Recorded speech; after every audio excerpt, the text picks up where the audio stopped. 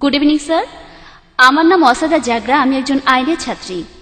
প্রথমেই আমি আপনাকে ধন্যবাদ জানাই সন্ত্রাস ও ইসলামের উপর এই বক্তৃতা দেওয়ার জন্য। আমার প্রশ্ন হচ্ছে, আপনি কি মনে করেন হঠাৎ বেড়ে ওঠা সন্ত্রাসী সংগঠনগুলো সম্পর্কে, যেগুলো আসলে ইসলামিক আর তারা ইসলামের নামে যুদ্ধ করে? আর আপনি বলেছেন ইসলাম নির্দেশ দেয় যে নারী, শিশু, বৃদ্ধদের ক্ষতি করা বা হত্যা করা যাবে না, কিন্তু অনেক বোমা বিস্ফোরণ হয়েছে যেখানে নারী ও শিশুরা মারা গেছে। আপনি কি এটার সম্পর্কে কিছু বলবেন? Thank you. বোন, আপনি খুব প্রাসঙ্গিক প্রশ্ন করেছেন যে এটার কারণ কি সন্ত্রাসী সংগঠনের সংখ্যা বাড়ছে মুসলমানদের মধ্যে। অনেকগুলো বোমা বিস্ফোরণ, আর বিশেষ করে যখন ইসলাম বলে যে আপনি শিশুদের হত্যা করবেন না, এর কারণটা কি? আর এটা খুব সুন্দর একটা প্রশ্ন। ব্যক্তিগতভাবে বলছি, আবারও বলছি, ব্যক্তিগতভাবে আমি কোনো সাক্ষাৎকার নেইনি কোনো তথাকথিত 100% কট্টর সন্ত্রাসীর। তবে আমি কারণটা বলতে পারি, যুক্তি দিয়ে বলতে পারি কেন এই ঘটনাগুলো ঘটছে। প্রথমত, কিছু মানুষ হয়তো আসলেই নিরীহ মানুষের উপর অত্যাচার করছে। কিছু মুসলমান হতে পারে ভুল পথে চলছে, তারা হয়তো মানছে না কোরআনের নির্দেশ। যেমন প্রত্যেক গোষ্ঠীতেই কিছু কুলাঙ্গার থাকে, এদের মধ্যে একজন সন্ত্রাসী মানব ইতিহাসে। কে সেই লোক? সে হিটলার। সে হত্যা করেছিল 60 লক্ষ ইহুদিকে। তো আমি কি বলতে পারি খ্রিস্টান ধর্মের জন্য দায়ী? হিটলার খ্রিস্টান ছিল, তাই আমি বলতে পারি না যে যেহেতু হিটলার হত্যা করেছিল 60 লক্ষ ইহুদিকে, সেজন্য খ্রিস্টান ধর্ম দায়ী। সে একাই। যদি পৃথিবীর সমস্ত সন্ত্রাসী সংগঠনগুলো দেখেন, আমার সন্দেহ 60 লক্ষ হবে কিনা, কিন্তু হিটলার একাই মেরেছিল 60 লক্ষ। আবার দেখেন মুসলিনি তিনিও একজন খ্রিস্টান। তাই যেহেতু মুসলিনি হত্যা করেছে হাজার হাজার নিরীহ মানুষ, তার অর্থ এই না যে আমি খ্রিস্টান ধর্মকে এর জন্য দায়ী করব। তাই কুলাঙ্গার থাকতে পারে প্রত্যেক ধর্মেই। কুলাঙ্গার, ওরা নিজেদের মুসলমান বলতেই পারে, আর এটা ভুল হতে পারে। 2 নম্বর পয়েন্ট, এটা হতে পারে ওই লোকগুলো হয়রানির শিকার। যদি প্রশ্ন করেন আজকে কোনো ইন্ডিয়ান দেশের স্বাধীনতার জন্য যুদ্ধ করছে না, আপনি কি দেখেছেন কোনো ইন্ডিয়ান স্বাধীনতার জন্য যুদ্ধ করছে? না। কিন্তু 100 বছর আগে অনেকেই করেছেন। তা আপনি যদি প্রশ্ন করেন ভাই জাকের, কেন 100 বছর আগে অনেক ইন্ডিয়ান তাদের স্বাধীনতার জন্য যুদ্ধ করত? কারণ ব্রিটিশ সরকার ইন্ডিয়া শাসন করত। এই কারণেই মানুষ স্বাধীনতার জন্য যুদ্ধ করত। আজকে ব্রিটিশ সরকার চলে গেছে, তাই কেউ আর স্বাধীনতার জন্য যুদ্ধ করছে না। সেজন্য হতে পারে এই মুসলমানরা হয়রানির শিকার হয়েছে, তাদের উপর অন্যায় করা হয়েছে। আর এই ধরনের ঘটনা পৃথিবীর বিভিন্ন জায়গায় ঘটছে, যেমন প্যালেস্টাইন। যদি আপনি ইতিহাস দেখেন তাহলে আপনি সেখানে দেখবেন, যদি আপনি ইতিহাস ঘাটেন আপনি দেখতে পাবেন যে তারা আসলেই হয়রানির শিকার হয়েছে। আর যখন কেউ তাদের সাহায্য করতে আসেনি, তাদের যা ছিল তাই নিয়ে তারা মোকাবেলা করেছে। যেমন ধরেন সেই ঘটনা যা বাইবেলে লেখা আছে, ডেভিড আর গোলিয়াথ, একটা পাথরে আনাপ ছিল।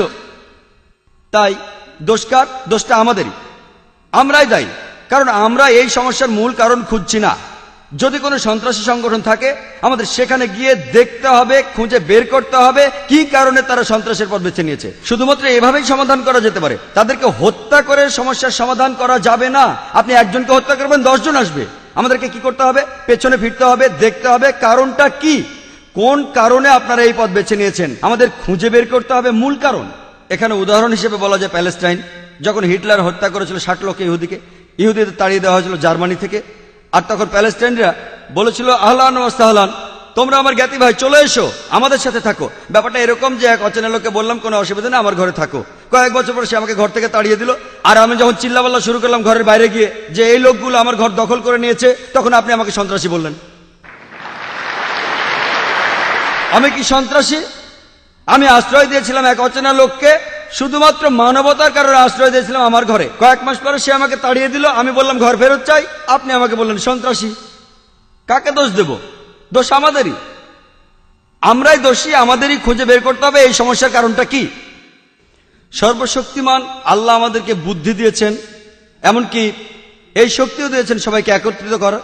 যদি আপনি মূল কারণটা দেখেন, আপনি জানবেন যে কেন একজন মানুষ মরতে চায়। কে মরতে চায়? কে মরতে চায়? যে মানুষটা বলে যে আমি নিজে তো মরবই, তাহলে কেন আর কয়েকজন সঙ্গে নিয়ে মরবো না? তাহলে আপনি যদি কোনো মনোবিজ্ঞানীকে প্রশ্ন করেন, তিনি বলবেন যে মূল কারণে যেতে হলে এই লোকগুলোকে জিজ্ঞেস করতে হবে কেন তারা এসব করছে। আর অনেক সময় আপনি দেখবেন যে এর পেছনে কোনো না কোনো কারণ আছে। আর কারণটা হতে পারে তারা হয়রানির শিকার হয়েছে। আর কিছু মানুষ হতে পারে আসলে সন্ত্রাসী। কেউ মানুষকে ভয় দেখায় টাকার জন্য, কেউ খ্যাতির জন্য, কেউ রাজনীতির জন্য। তাই আমি একমত বোন, তবে বেশিরভাগই আমি মনে করি তাদের হয়রানি করা হয়েছিল। হতে পারে তারা মুসলমান, হতে পারে হিন্দু, হতে পারে খ্রিস্টান, একটা তীব্র প্রতিক্রিয়া দেখা দেবে যখন মানুষ আর সহ্য করতে পারে না, তার উপর যে অত্যাচার হচ্ছে, তখন সে প্রতিবাদী হয়ে ওঠে। আর মনোবিজ্ঞানীও বলেন, আমি একজন ডাক্তার, আমি বলতে পারি যে তারা শোধ নেওয়ার চেষ্টা করবে, এটা মানুষের স্বভাব। তাহলে একজন মানুষ যে একটা আঙ্গুলও উঁচু করতে চায় না, কেন সে একটা বন্দুক হাতে তুলে নেবে? কেন? তাহলে আমাদের কি করতে হবে? আমাদের মূল কারণ খুঁজে বের করতে হবে আর চেষ্টা করে সমস্যার সমাধান করতে হবে। এটাই একমাত্র উপায় সবার ভালোর জন্য, যে এই সন্ত্রাস নিরীহ মানুষের উপর বন্ধ করতে হবে আর সব মানুষ যেন একসাথে থাকতে পারে এক জাতি হিসেবে। আমার নাম রবি কুমার, আমি একজন সফটওয়্যার ইঞ্জিনিয়ার। প্রথমেই আমি অনুরোধ করছি আমার ইন্ডিয়ান ভাইদের যে সবসময় 11ই সেপ্টেম্বরকে যুক্ত করবেন না সন্ত্রাসের সাথে, কারণ অনেক ঘটনাই ঘটছে ইন্ডিয়াতে। প্রায় 20,000-এরও বেশি লোক মারা গেছে কাশ্মীরে, 2,000 মুসলমান ভাই মারা গিয়েছে গুজরাটে। তাই এখানে অনেক ঘটনাই ঘটে যাকে যুক্ত করা যায় সন্ত্রাসের সাথে শুধু ইন্ডিয়াতে। যেমন আমরা যোগ করতে পারি 13ই সেপ্টেম্বরকে সন্ত্রাসের সঙ্গে, আর যেদিন আকসাদামের মন্দিরে কিছু লোক ঢুকেছিল তাকে যুক্ত করা যায় সন্ত্রাসের সাথে। আমি ধন্যবাদ জানাই মিস্টার জাকির নায়েককে জেহাদ সম্পর্কে ভুল ধারণাগুলি পরিষ্কার করার জন্য। আমার প্রশ্নটা হলো যে আপনি বলেছিলেন শুধুমাত্র একজন লোকের কারণে একটা দেশকে আক্রমণ করা যায় না। এখন আমি আপনাকে একটা কাল্পনিক ঘটনা বলি। ধরেন আমি গেলাম কোন একটা আরব দেশে, আমি খুব বড় ক্ষয়ক্ষতি করলাম, আমি সেখানে লক্ষ কোটি মানুষ মারলাম, তারপর আমি ইন্ডিয়াতে চলে এলাম। তারপর সেই দেশটা প্রমাণ দিল আমাকে, প্রমাণ দেখালো ইন্ডিয়ার সরকারকে, এই বলে যে লোকটা আমাদের দেশে এই ক্ষয়ক্ষতি করেছে। আর ইন্ডিয়ার সরকার বারবার বলছে যে প্রমাণটা যেটা তোমরা দেখিয়েছো সেটা যুক্তিপূর্ণ না। আর সেই প্রমাণটা দেখেছে অন্য দেশগুলো, তারা সবাই একমত। এখন ধরেন সেই দেশটা বারবার বলার পরও আমাকে ফেরত দেয়া হচ্ছে না, তখন কি কি পদক্ষেপ নিতে পারে এই দেশটা? একটু প্লিজ, আমি এখনো শেষ করিনি।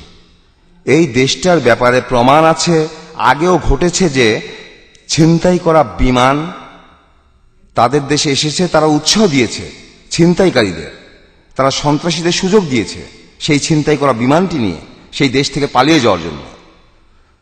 যদি এই হয় দেশটার অবস্থা, তাহলে কি কি পদক্ষেপ নিতে পারে সেই অভিযোগকারী দেশটির ব্যাপারে? আপনি বলেন, ধরেন আমি আসলাম, অনেক ক্ষয়ক্ষতি করে ফেরত আসলাম ইন্ডিয়ার সরকার আমাকে ফেরত দেওয়ার জন্য তৈরি না। আর যে প্রমাণগুলো দেওয়া হয়েছে, আর ইন্ডিয়ার সরকার বারবার বলছে যে প্রমাণ আপনারা দিয়েছেন তা অকাট্য নয়, কি পদক্ষেপ নিতে পারে তখন সেই দেশটা?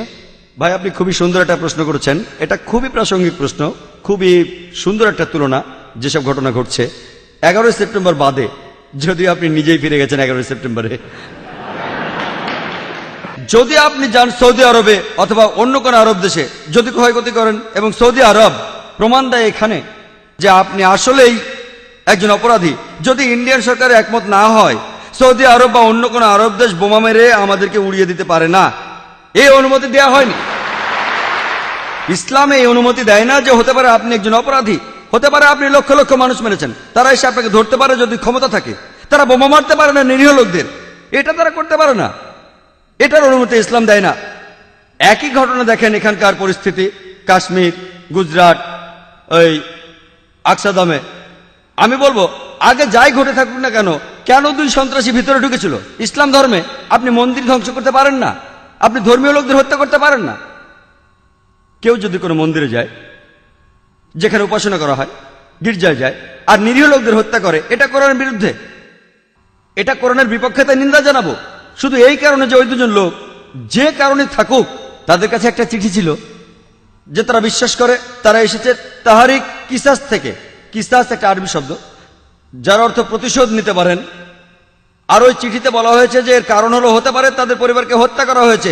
যদি তাদের পরিবারকে হত্যাও করা হয়, তাও আপনার কোনো অধিকার নেই ওই 44 জনকে হত্যা করার। কারণটা হতে পারে অন্য কিছু, কিন্তু কাজটা ছিল ভুল।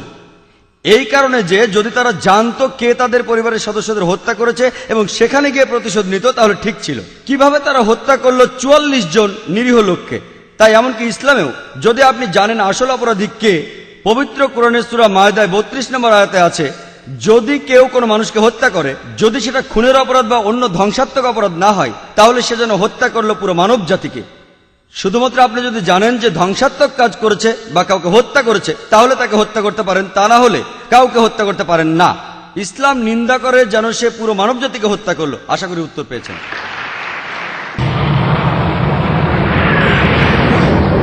আসসালামু আলাইকুম ব্রাদার।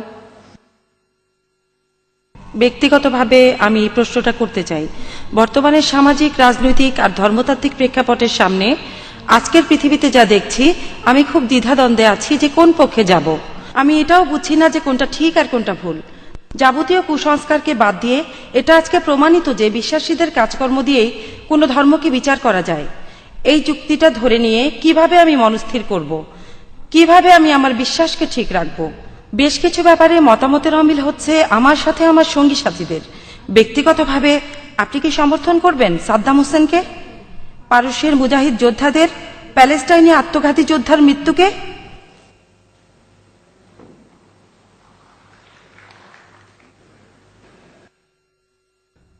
বোন, আপনি প্রশ্ন করেছেন পরস্পর বিরোধী দৃষ্টিভঙ্গি আর চিন্তাভাবনা নিয়ে। তিনি জানেন না কোনটা তার জন্য ঠিক, কার সাথে তিনি একমত হবেন, কার সাথে হবেন না, কি করা উচিত। তিনি আমাকে প্রশ্ন করেছেন যে আমি সমর্থন করি কিনা যা ঘটেছে প্যালেস্টাইনি মুজাহিদদের, যা হয়েছে সাদ্দাম হোসেনের ক্ষেত্রে ইত্যাদি। বোন, আমি আগেও বলেছি অনেক ক্ষেত্রে এগুলো হচ্ছে রাজনীতি। আমি তাই বলি যে সব কিছুর একটা লুকানো কারণ থাকে, কারণ আসলে আমি অনেক দেশে ভ্রমণ করি। আবারও বলি, ঠিক না বলে আল্লাহ মালুম, আমি বলতে পারি না যে ব্যাপারটা এই, কিন্তু আসলে এটার কারণ হাতে গোনা কিছু লোক আর রাজনীতিবিদরা, আবারও রাজনীতিবিদরা।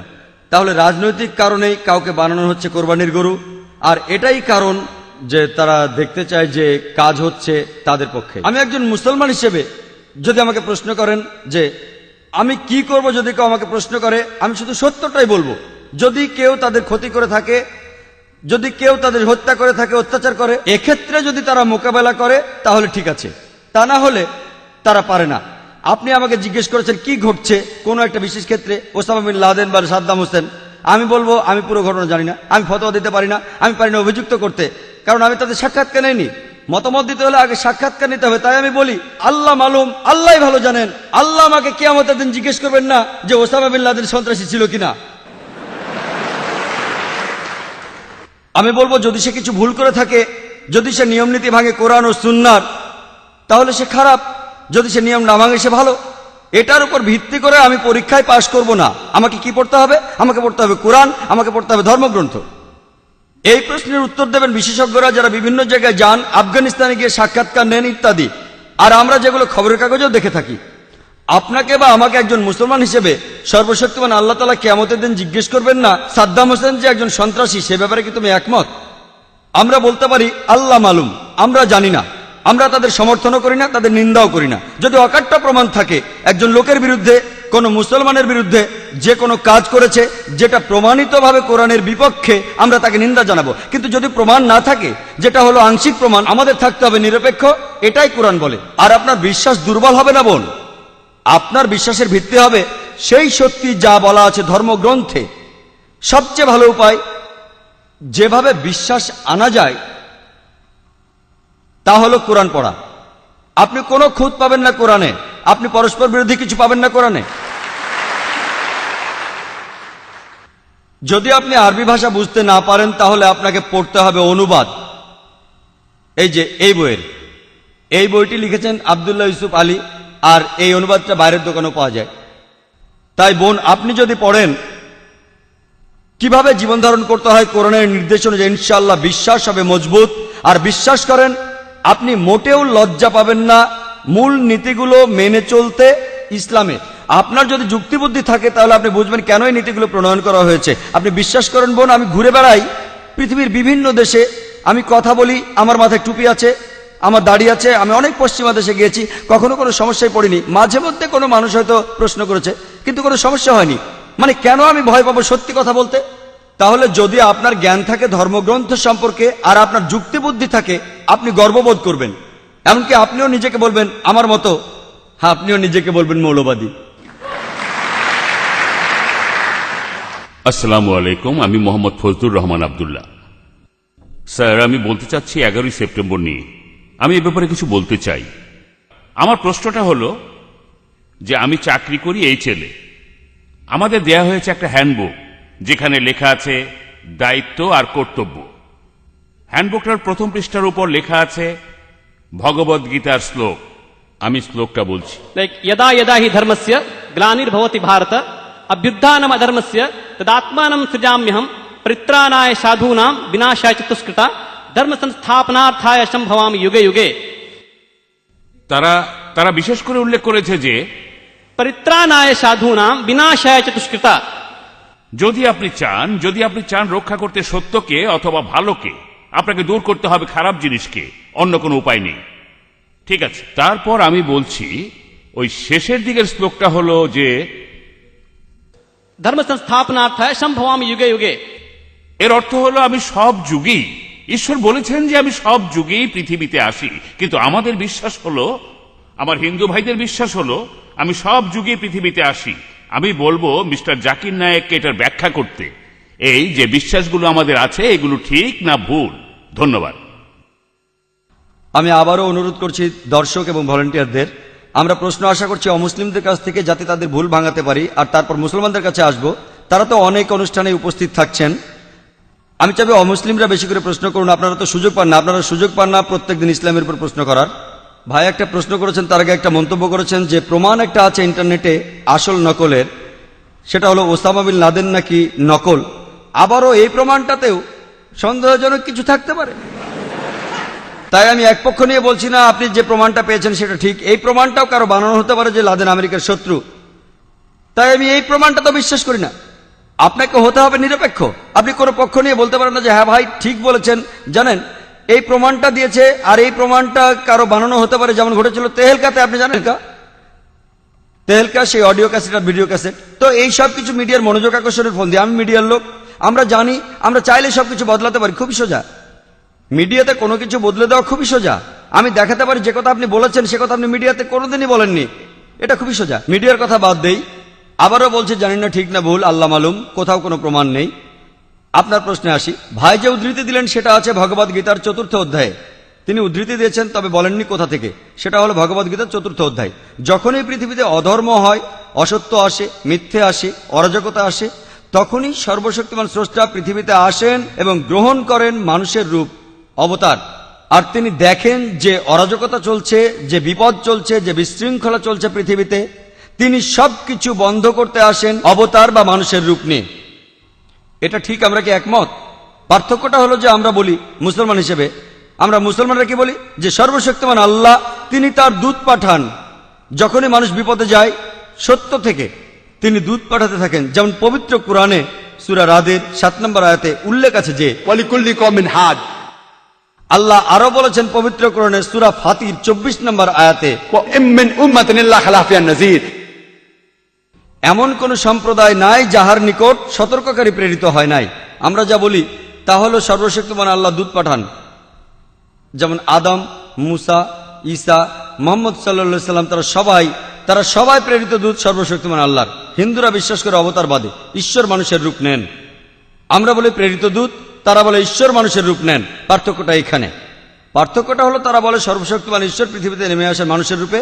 আমরা এতে একমত না, খ্রিস্টানরাও একমত না, ইসলাম একমত না। যে ব্যাপারে আমরা একমত কিছুটা মিল আছে, যদিও ব্যাপারটার মধ্যে অনেক পার্থক্য, তবে আমরা বলি যে সর্বশক্তিমান আল্লাহ দূত পাঠান। তারা আল্লাহর মনোনীত লোক, মানুষকে সত্যের পথে নিয়ে আসার জন্য। আর সর্বশেষ যে দূত পৃথিবীর বুকে এসেছেন তিনি হলেন মহানবী সাল্লাল্লাহু আলাইহি সাল্লাম। এবং আল্লাহ বহু গ্রন্থ পাঠিয়েছেন, আমি নাম ধরে উল্লেখ করতে পারি। যদি আপনি দেখেন সেখানে পাবেন ওল্ড টেস্টামেন্ট, নিউ টেস্টামেন্ট। আমরা মুসলমানরা বলি এটাই শেষ গ্রন্থ সর্বশক্তিমান আল্লাহর।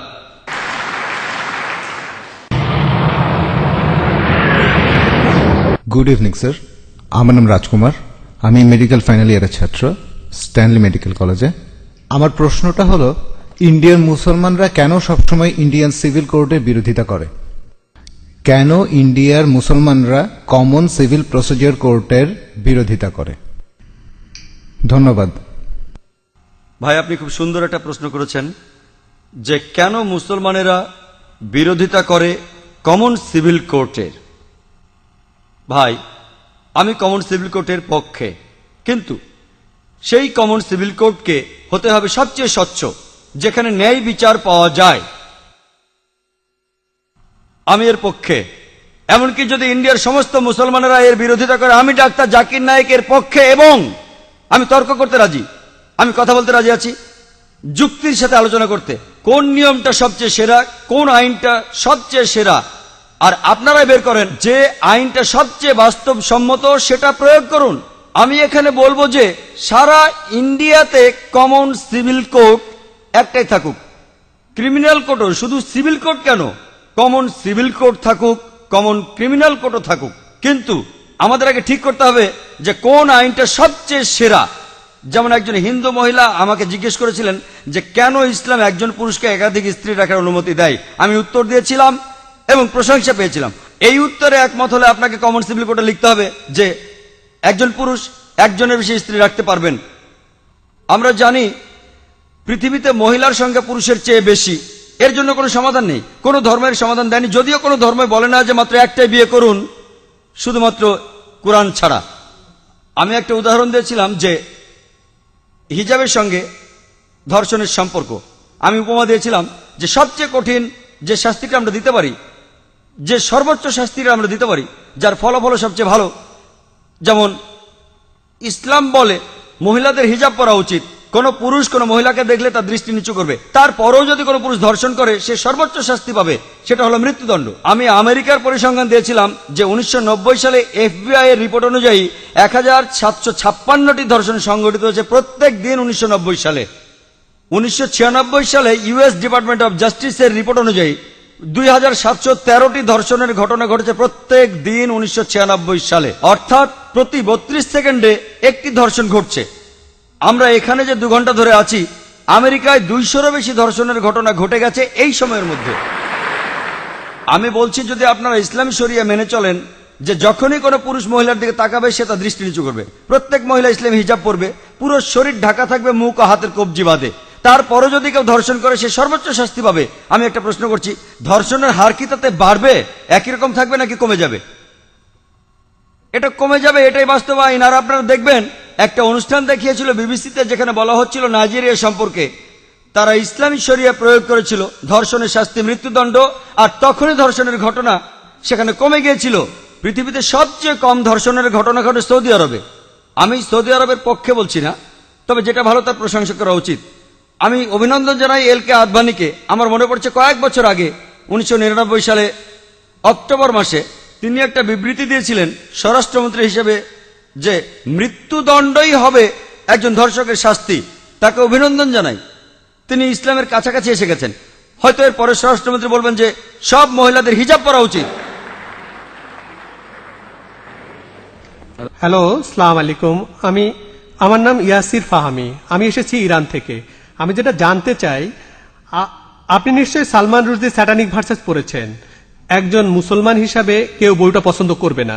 আপনি কি মনে করেন যে ইমাম খোমেনি যা করেছিলেন তিনি কি ফতোয়াটা দিয়ে ঠিক করেছিলেন? এটাই আমার মূল প্রশ্ন। ইমাম খোমেনি যা করেছিলেন ফতোয়া জারি সালমান রুশদির বিরুদ্ধে, সেটা কি ঠিক ছিল? আপনি প্রশ্ন করেছেন সালমান রুশদি সম্পর্কে ইমাম খোমেনি যে ফতোয়া জারি করেছিলেন সেটা ঠিক ছিল কিনা। আমার প্রশ্ন হচ্ছে কেন ইমাম খোমেনি ফতোয়া জারি করলেন 1 বছর পরে? যে দেশ সবার আগে সালমান রুশদির স্যাটানিক ভার্সেস নিষিদ্ধ করেছিল সেটা ইন্ডিয়া। আর আমি এই কাজটার জন্য রাজীব গান্ধীকে অভিনন্দন জানাই।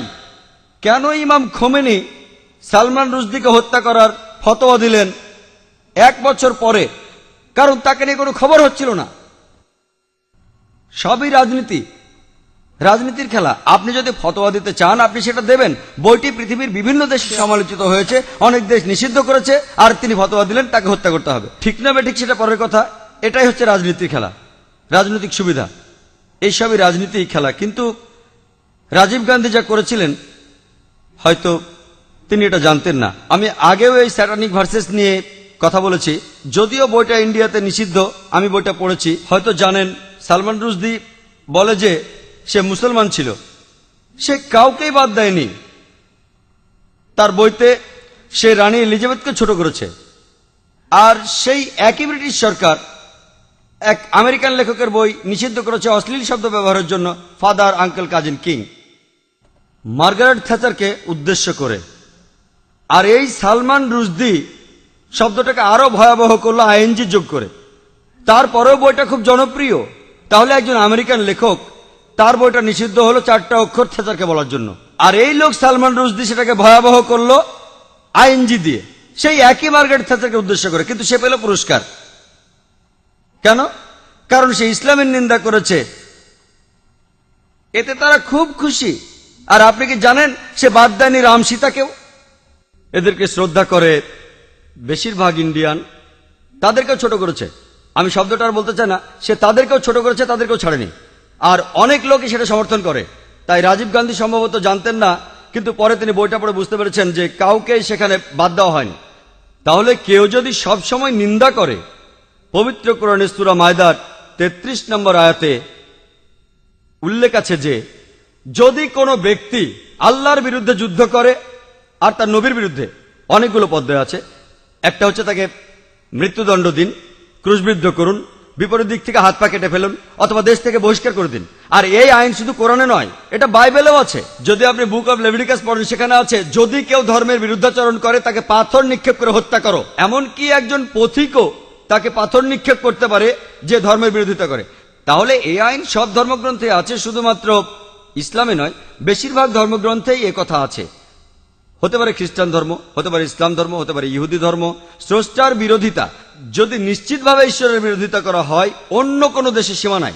আমরা এখান থেকে ফতোয়া দিতে পারি না যে তাকে হত্যা করা হবে ইত্যাদি। যদি সেই দেশে ইসলামের আইন থাকে, কেউ স্রষ্টার বিরোধিতা করলে তার জন্য নির্দিষ্ট আইন এবং কিছু নিয়ম কানুন আছে। কিন্তু রাজনীতিবিদরা যা করেন, মুসলমান রাজনীতিবিদ হোক অথবা অমুসলমান রাজনীতিবিদ হোক, আমি দুঃখিত, আমি কোনো রাজনীতিবিদকে ছোট করতে চাচ্ছি না, সবাই না হলো আমি বলবো বেশিরভাগ, আপনি দেখবেন তারা নিজেদের সুবিধার জন্য আপোষ করছে।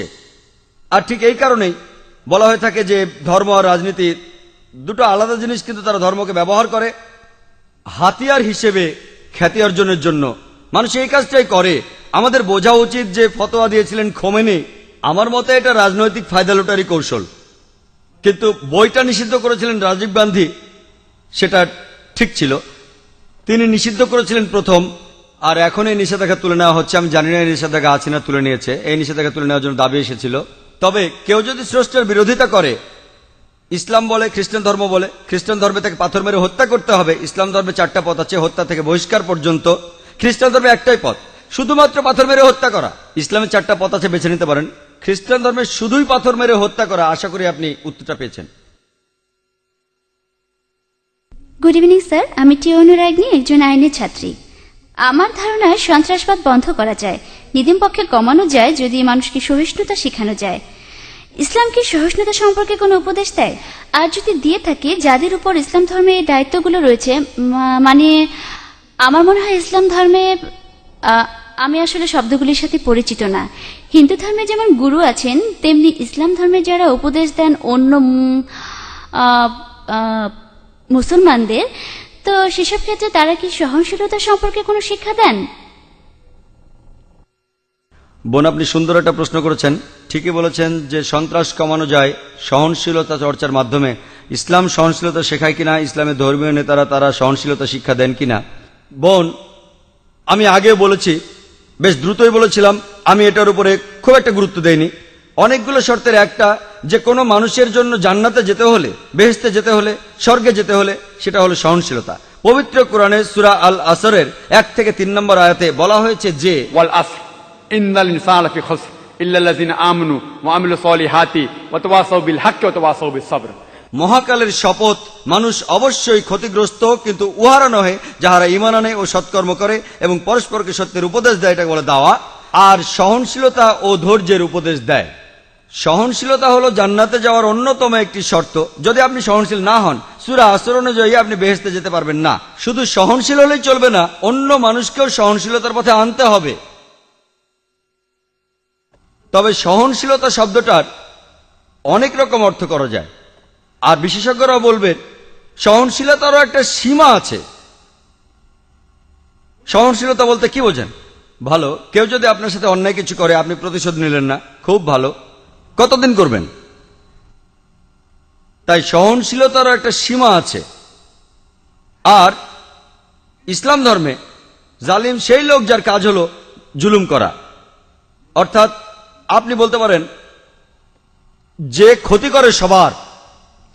জালিম রয়েছে দুই প্রকার, এক প্রকার সে ক্ষতি করে অন্য মানুষের, আরেক প্রকার সে ক্ষতি করে নিজের। দুই প্রকার জালিম রয়েছে, দুইজনকে বলা হয় জালিম।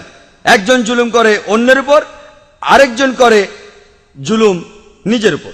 আমাদের প্রিয় নবী সাল্লাল্লাহু আলাইহি সাল্লাম বলেছেন, এর উল্লেখ আছে সহিহ মুসলিম হাদিসে, যদি তোমার চোখের সামনে অন্যায় কিছু ঘটে, যদি তুমি পারো সেটা বন্ধ করো তোমার হাত দিয়ে। যদি হাত দিয়ে বন্ধ করতে না পারো, বন্ধ করো তোমার মুখ দিয়ে, তোমার জিহ্বা দিয়ে। যদি জিহ্বা দিয়ে বন্ধ করতে না পারো, অন্ততপক্ষে মনে মনে নিন্দা করো যে কাজটা অন্যায়। আর তুমি যদি এটা করো, তুমি একেবারে নিচের স্তরের বিশ্বাসী, নিচের স্তরে। তাই আমাদের কি করতে হবে? সহনশীল হতে হবে, অন্যকে হতে বলতে হবে। যেমন আল্লাহ বলেছেন পবিত্র কোরআনে সূরা বাকারার 153 নম্বর আয়াতে, ইন্নাল্লাহা মা'আস সাবিরিন, নিশ্চয়ই আল্লাহ সবরকারীদের সাথে আছেন। যখন তুমি সবর করো, খেয়াল রাখবে যেন সীমা অতিক্রম না করে।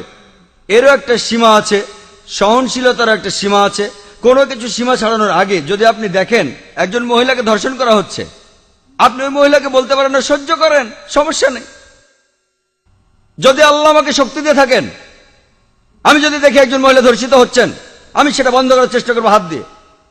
যদি না পারি তাহলে বলবো, আরে ভাই সাহেব ধর্ষণ করবেন না। মুম্বাইয়ের একটা খবর, একটা বাচ্চা মেয়ে, 13 বছরের একটা বাচ্চা মেয়ে, তাকে ধর্ষণ করেছে এক লোক। সেখানে 5 জন যাত্রী ছিল, তাদের মধ্যে একজন আপত্তি তুলল, সবাই বাধা দিয়েছিল। আরে 5 জন লোক একটা মাতালকে আটকে দিতে পারতো, 5 মাতাল, কিন্তু তারা কিছুই করেনি। মানবতার হয়েছেটা কি? মানুষ আজ কোথায় গিয়ে দাঁড়িয়েছে? 5 জন জোয়ান লোক সামলাতে পারে না একজন মাতালকে, যে মেয়েটাকে ধর্ষণ করছে। এটা কি সহনশীলতা? আমি বলবো কাপুরুষতা। সেজন্য আমি বলছি, যদি এই 5 জন লোক সন্ত্রাসী হতো, সন্ত্রাসী মানে যারা অসামাজিকদের মনে ভয় জাগায়, ওই মাতালটা এই কাজ করার সাহস পেত না। তাহলে বোন, আমরা উৎসাহ যোগাবো, চেষ্টা করব যাতে মানুষ আরো সহনশীল হয়, একই সাথে তারা যেন কাপুরুষ না হয়। খেয়াল রাখতে হবে অসামাজিক যা কিছু আছে সেগুলো যেন কমে যায়। আর সবাইকে একসাথে চেষ্টা করতে হবে, দেখতে হবে ওই লোকগুলো, ওই অসামাজিক লোকগুলো যেন অন্যায় থেকে বিরত থাকে। আশা করি উত্তর পেয়েছেন। হ্যালো, আমার নাম বিদীপক, আমি একজন চার্টার অ্যাকাউন্টেন্ট। আমি আপনাকে একটা প্রশ্ন করতে চাই, সেটা হলো, স্যার, তালিবান সরকার একটা ফতোয়া জারি করেছিল বামিয়ানে বুদ্ধ মূর্তি ধ্বংস করার জন্য। বলা হয়েছিল সেটা ইসলামের বিরুদ্ধে। আমি জানতে চাই এটা আসলে ইসলামের বিরুদ্ধে কি না। এটা কি আসলে সেই পথ যেটা শয়তানের দেখানো পথ, যে ব্যাপারে মুসলমানদের সতর্ক থাকতে হবে? ভাই, আপনি যে প্রশ্নটা করেছেন একই প্রশ্ন আমাকে করা হয়েছিল আমি যখন সুরাটে বক্তৃতা দিচ্ছিলাম। ঘটনাটা ঘটার মাত্র কয়েকদিন পরের কথা, তখন এটা বেশ গরম খবর ছিল। তালেবানরা ধ্বংস করছিল সেই সময় বামিয়ানের বুদ্ধ মূর্তিগুলো। ভাই আমাকে প্রশ্ন করেছেন যে এটা কি ইসলামের বিরুদ্ধে ইত্যাদি। একই প্রশ্ন আমাকে একজন অমুসলিম জিজ্ঞাসা করেছিল সুরাটে, যে কাজটা ঠিক না ভুল। আর তখন কিছু পরস্পর বিরোধী খবর শোনা গিয়েছিল আসলে তারা মূর্তিগুলো ধ্বংস করেছে কিনা। আর তাই তখন আমি বলেছিলাম যে আমি জানি না ওগুলো ধ্বংস করা হয়েছে কিনা, কিন্তু আজকে আমরা জানি যে এটা সত্য ঘটনা, ধ্বংস করা হয়েছে। কাজটা ঠিক না ভুল, আমি যা বলতে পারি যে আমি বিভিন্ন ধর্মের একজন ছাত্র হিসেবে বলছি, ঠিক না ভুল সেটা পরে বলছি। আমি যেটা বলতে পারি যে অবশ্যই তালিবানরা যদি তারা বুদ্ধমূর্তিগুলো ধ্বংস করে থাকে, তারা যেটা করেছে তারা আসলে বৌদ্ধদের উপকারী করেছে। আমি বিভিন্ন ধর্মের একজন ছাত্র, আমি বৌদ্ধ ধর্মগ্রন্থ পড়েছি, আমি পড়েছি ধাম্মাপাঠ, আমি ধর্মগ্রন্থগুলো পড়েছি। এই ধর্মগ্রন্থগুলোর মধ্যে কোথাও লেখা নেই যেখানে বুদ্ধ বলেছেন যে আমার মূর্তি পূজা করো। বুদ্ধ কখনোই বলেননি যে বৌদ্ধরা মূর্তি পূজা করবে। মূর্তি পূজা পরে চালু হয়েছে। আমি যেটা বলতে পারি বিভিন্ন ধর্মের একজন ছাত্র হিসেবে, ঠিক না ভুল সে ব্যাপারে পরে আসছি। তারা যেটা করেছিল আসলেই তারা বৌদ্ধদের উপকার করেছিল। আর বৌদ্ধ ধর্মগ্রন্থের মধ্যে কোথাও লেখা নেই তার মূর্তি বানাতে হবে। এবার প্রশ্নটাতে আসি। এই প্রশ্নটা আমাকে এক সাংবাদিক করেছিল ব্যাঙ্গালোরে, যে শুধু এই কারণে ইসলাম মনে করে মূর্তি পূজা করা একেবারে নিষিদ্ধ, অন্য ধর্মে আছে, খ্রিস্টান ধর্ম বলে। যদি আপনি পড়েন ওল্ড টেস্টামেন্ট, এটা বলা হয়েছে বুক অব ডিউটেরোনমিতে 5 নম্বর অধ্যায়ে 7 থেকে 9 অনুচ্ছেদে।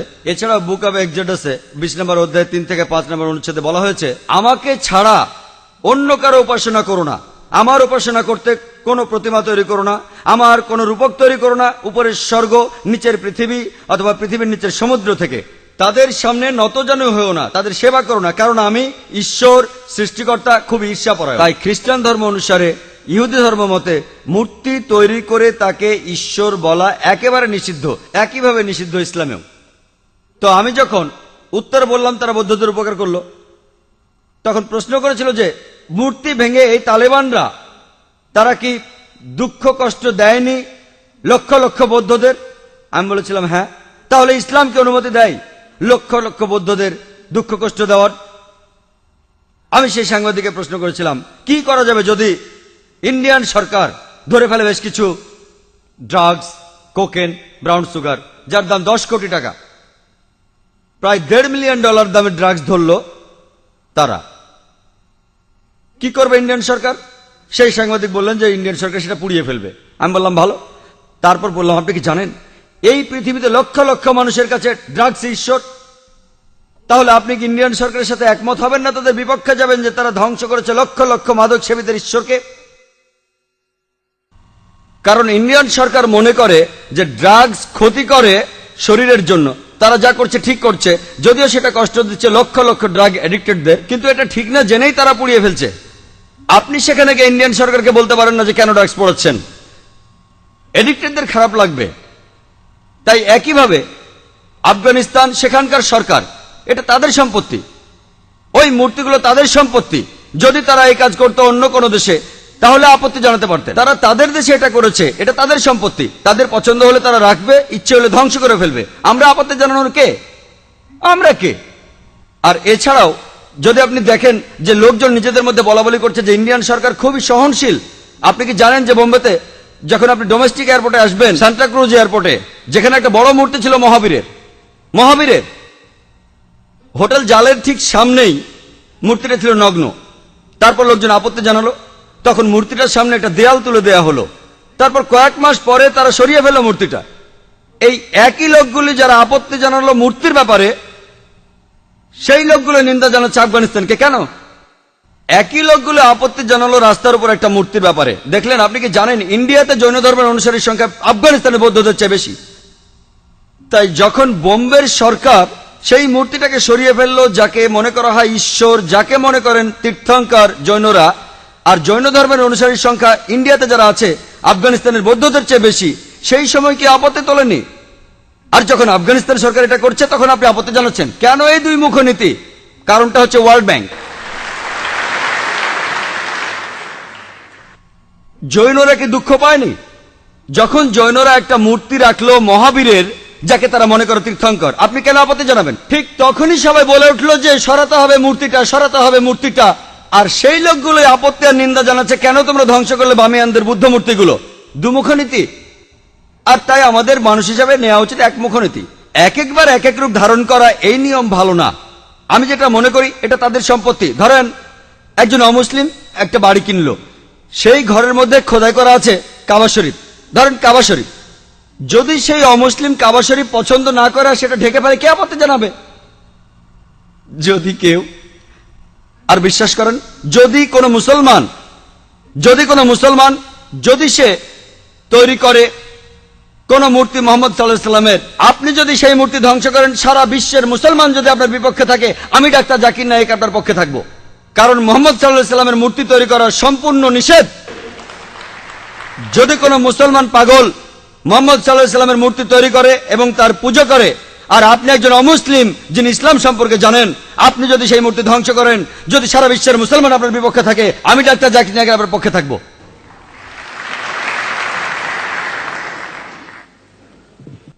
মিস্টার জাকির নায়েক, ইসলাম ধর্ম কি বলে অন্য ধর্ম বা ধর্মীয় দেবতাদের অপমান বা ছোট করার ব্যাপারে? আমি এই প্রশ্নটা যে কারণে করেছি যে যখন একজন ইন্ডিয়ান চিত্রশিল্পী, যিনি একজন মুসলমান, তিনি এঁকেছেন হিন্দু দেবী সরস্বতীকে নগ্ন অবস্থায়, যেখানে সবাই প্রশংসা করেছিল যে এটা মত প্রকাশের স্বাধীনতা। আর প্রত্যেক ইন্ডিয়ান এবং সমর্থকই যখন সালমান রুশদি একটা বই লিখেছিল ইসলাম সম্পর্কে, যখন বইটা রাজীব গান্ধী নিষিদ্ধ করলেন, প্রায় প্রত্যেক ইন্ডিয়ানই সেটা সমর্থন করেছিল। কিন্তু যখন হুসেন আঁকলেন একজন হিন্দু দেবীকে নগ্নভাবে, ইন্ডিয়ার রাজনৈতিক দলগুলো, বিশেষ করে কমিউনিস্ট দলগুলো, তারা বলেছিল যে এটা মত প্রকাশের স্বাধীনতা, তিনি যা খুশি আঁকতে পারেন। এখন ইসলাম এই সম্পর্কে কি বলে? অন্য ধর্মের দেবতাদের অপমান করা সম্পর্কে? ভাই, আপনি যে মুসলমান শিল্পীর কথা বলেছেন তিনি FM হোসেন, নাম বলেননি, হয়তো জানেন না বা জেনেও বলতে চাননি। FM হোসেন বোম্বেতে থাকেন, আমিও শহর থেকে এসেছি। তিনি কিছু ছবি এঁকেছেন সরস্বতী দেবীর নগ্নভাবে, আর অনেক সাংবাদিকই তাকে সমর্থন করেছেন যে এটা মত প্রকাশের স্বাধীনতা। আপনি আমার মতামত জানতে চান? প্রথম কথা, কোনো মহিলা দেবী হোক বা না হোক, তার নগ্ন ছবি আঁকা ইসলামে সম্পূর্ণ হারাম, হোক সে মুসলিম বা অমুসলিম। এটা একেবারে অনৈতিক, অমানবিক। কেন আপনি আপনার মেয়েকে বিক্রি করবেন? কেন আপনি পিছিয়ে যাবেন? দেখেন পশ্চিমা কালচারে কি হচ্ছে। তারা বিক্রি করছে আমাদের বোনদের, বিক্রি করছে মায়েদের। একটা বিখ্যাত অ্যাডের নাম শুনেছিলাম, বিএমডাব্লিউ গাড়ির। বিএমডাব্লিউ গাড়ির নাম শুনেছেন? এটা অনেকটা মার্সিডিজের মতো, ধনী লোকদের জন্য মার্সিডিজ খুব দামি একটা গাড়ি।